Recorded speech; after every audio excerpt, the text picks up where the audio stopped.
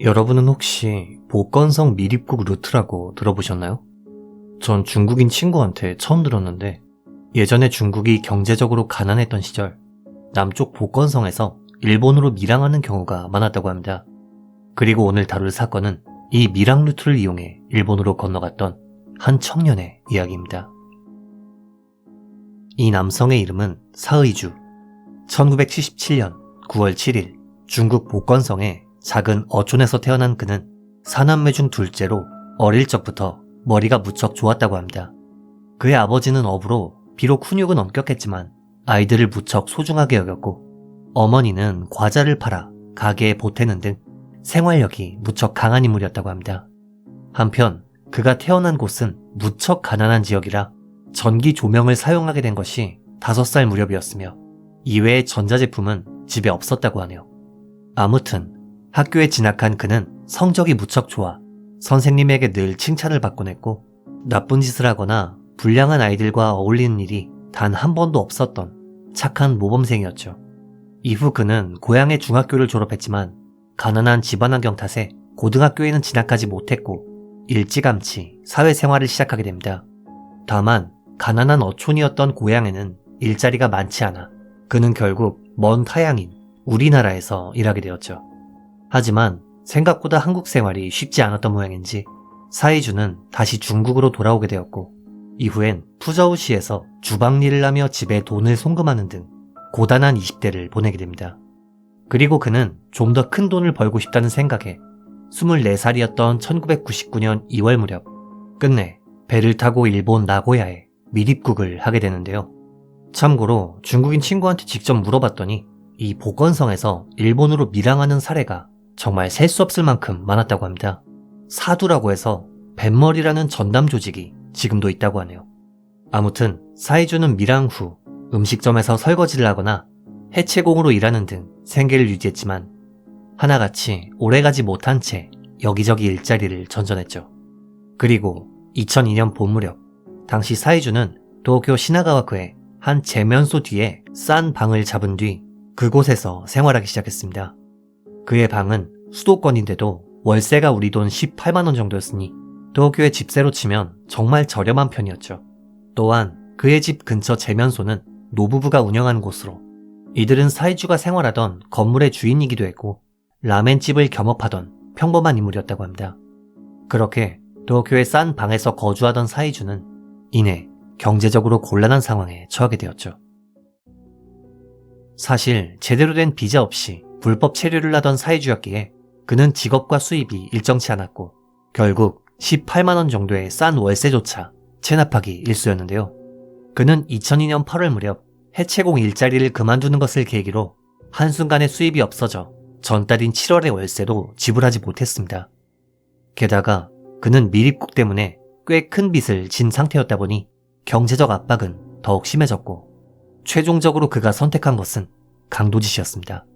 당시 그는 함께 해체공으로 일하던 동료 중국인 남성에게 내가 새들어 사는 건물주 되게 부자야. 노인이라 죽이기 쉬워. 같이 한번 해볼래? 라고 제안했지만 동료 남성은 이를 단칼에 거절했고 이로 인해 사이주는 단독 범행을 결심하게 되었죠. 2002년 8월 31일 밤 12시 당시 사이주는 얼굴에 스타킹을 뒤집어 쓴 뒤 미리 준비한 시카를 소지한 채 제면소 사장이자 아파트 집주인인 부부의 자택에 침입했습니다. 그리고 취침 중이던 64세 남성 하야카와 이사무 씨와 그의 아내인 57세 하야카와 요코 씨를 시칼로 살해한 뒤 우리 돈 약 50만원가량의 현금은 물론 반지, 목걸이 등의 귀금속을 훔쳤습니다. 참고로 범인인 사이주 본인의 주장에 따르면 그는 이 당시 양심의 가책을 느꼈다고 합니다. 어디까지 믿어야 할지는 모르겠지만 말이죠. 범행 이후 자신의 방으로 들어온 사이주는 죄책감에 시달렸고 이내 혼자 있는 것이 심리적으로 괴롭게 느껴져 밤 1시 무렵 택시를 타고 이케부쿠로의 디스코장으로 향했습니다. 다만 이 부부는 진짜 괴로워서 디스코장으로 향했는지 아니면 훔친 돈으로 놀기 위해서였는지는 알 수 없습니다. 아무튼 그는 디스코에서 지인들과 이야기를 나누었지만 중범죄를 저질렀다 보니 마음이 편할 리가 없었죠. 결국 그는 한숨도 자지 못한 채 아침까지 밤을 꼬박 새운 후 아침 6시 무렵 가게에서 나와 이케부쿠로역 근처의 공중전화로 달려가 경찰에 이런 이야기를 꺼냅니다. 시나가와의 제면소 사장이 죽었어요. 다만 그는 체포당하기 전에 부모님과 대화를 나누고 싶었고 이 때문에 자수가 아닌 경찰의 익명으로 사건을 통보하는 정도에 그쳤습니다. 그리고 그날 밤 사이주는 부모님에게 전화를 걸어 자신이 사람을 죽였다는 사실을 털어놓았죠. 하지만 100번 양보해 양심의 가책을 느꼈다는 그의 주장이 설령 사실이라고 해도 그가 이후에 선택한 것은 자수가 아닌 도주였습니다. 사이주는 사건을 경찰에 알린 후 집을 나와 도피 생활을 시작했고 이내 일주일 정도가 지난 9월 8일 무렵 부부에게서 훔친 현금이 다 떨어지자 해체업자로 일하던 시절 알게 된 지인에게 훔친 귀금속을 팔아 현금으로 바꿨고 도주 생활을 이어갔죠. 한편 익명의 제보를 받고 사건 현장을 수사하던 경찰은 피해자 부부가 소유한 아파트 주민들에게서 정보를 모으던 도중 이 아파트에 새들어 살던 중국인 남성이 며칠째 보이지 않는다는 이야기를 듣게 됩니다. 그리고 이를 무척 수상하게 생각한 경찰은 사라진 중국인을 추적하기 시작했고 이내 입주자가 사이주라는 인물임을 파악하게 되었죠.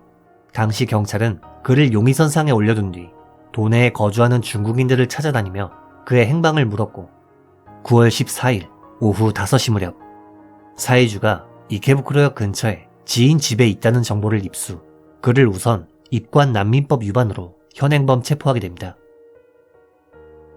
양심의 가책을 느꼈다던 그의 주장과는 달리 사이주는 조사 단계에서 자신의 범행을 부인했는데요. 그는 이케부쿠로에서 놀다가 새벽에 돌아왔다. 그런데 주인집 문이 열려 있었고 불이 켜져 있었다. 집세를 내려고 들어간 건데 부부가 죽어 있어서 깜짝 놀랐다. 라는 주장을 펼쳤습니다. 또한 그래서 제가 신고한 거예요. 라는 말을 했습니다만 이 주장은 상식적으로 앞뒤가 맞지 않았죠. 그도 그럴 것이 한창 이케부쿠로의 디스코에서 놀던 그가 뜬금없이 한밤중에 집세를 내러 시나가와의 주인집으로 돌아갔고 거기서 시신을 발견한 다음 굳이 다시 이케부쿠로까지 가서 경찰에 익명으로 신고를 했다? 경찰은 진술에 허점이 많다는 점을 파악해 사이주를 엄격하게 추궁하기 시작했고 결국 그는 자신의 범행을 인정 9월 19일 강도살인 혐의로 재체포당하게 됩니다. 이후 재판에서 사이주는 도둑질이 목적이었다. 실수로 찔렀을 뿐 죽일 생각은 없었다. 라는 주장을 했지만 검찰 측은 강도 목적으로 아무런 잘못이 없는 2명의 목숨을 빼앗았다. 잔인하며 냉혹한 범행으로 극형을 선택할 수밖에 없다. 라는 말과 함께 사형을 구형했습니다. 그리고 2006년 10월 2일 재판장은 판결문을 통해 예리한 시카를 언제라도 사용할 수 있는 상태로 소지하고 있었다. 이는 범행의 계획성이 있었음을 의미한다. 금전적 욕망을 충족하기 위해 2명의 목숨을 빼앗았다. 젊고 반성하고 있지만 사형 외의 선택지는 없다. 라는 말과 함께 그에게 사형을 선고했습니다. 그리고 사이주는 곧바로 항소했죠. 하지만 2008년 9월 26일 항소심에서 재판장은 범행 당시 스타킹을 쓰고 침입했던 점과 범행 이후 디스코에서 놀았다는 점을 지적하며 그의 항소를 기각했습니다. 그런데 여기서 좀 의외의 일이 발생합니다. 바로 그가 범행에 사용했던 중요 증거품, 흉기를 경찰이 잃어버린 것이죠. 심지어 경찰은 누가, 언제, 어디서 잃어버렸는지조차 제대로 파악할 수가 없어서 결국 재판 당시엔 시중에 판매하던 같은 제품으로 대체했다고 합니다. 아무튼 항소 기각 이후 사이주는 대법원에 상고했고 변호 측은 진심으로 사죄하며 깊게 반성하고 있다. 현재 중요 증거품인 칼이 없는 상태다. 항소심 판결을 파기하고 다시 조사해야 한다. 라며 사형을 피하기 위한 주장을 펼쳤는데요. 하지만 2012년 10월 19일 그의 상고는 기각되었고 재판장은 기각 이후로 분실한 흉기는 촬영 및 계측 보고서가 존재한다. 다른 증거들로부터도 범행을 인정할 수 있다. 생활비와 유흥비를 위한 범행으로 참작의 여지가 없다. 라는 말을 남겼습니다. 그렇게 사이주는 형이 확정되어 현재 도쿄 구치소에 수감 중이죠. 한편 이 사건은 좀 이상한 뒷이야기가 하나 있는데요. 체포로부터 몇 달이 지난 2003년 3월 28일 당시 사이주의 부모님은 아들이 살해한 노부부가 성불할 수 있도록 집에서 제사를 지냈다고 합니다. 그런데 그 순간 집 2층에서 갑자기 커다란 화재가 발생해 사이주의 어머니가 사망했고 이때 입은 화상으로 인해 이틀 후인 3월 30일엔 그의 아버지마저 세상을 떠났다고 하네요. 이런 게 업보라는 걸까요? 정말 기묘한 일이 아닐 수 없습니다. 이번 영상 어떻게 보셨는지요? 어쩌면 우리나라도 우리가 모르는 밀항이나 범죄의 루트가 있을지도 모른다는 생각이 드네요. 피해자분들의 명복을 빌며 영상을 마칩니다. 규미사였습니다.